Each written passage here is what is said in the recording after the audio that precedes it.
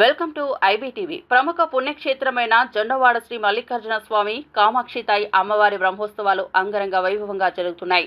అందులో భాగంగా ఆదివారం రథోత్సవం నిర్వహించారు. ముందుగా ఆలయ అర్చకులు స్వామి అమ్మవార్లకు సుగంధ పరిమళ పుష్పాలతో అలంకరించి ప్రత్యేక పూజలు చేసి రథంపై కొలువు తీర్చారు. అనంతరం ప్రత్యేక పూజలు చేసి రథోత్సవం నిర్వహించారు. జిల్లా నలుమూలల నుంచి రథోత్సవానికి భక్తులు పోటెత్తారు.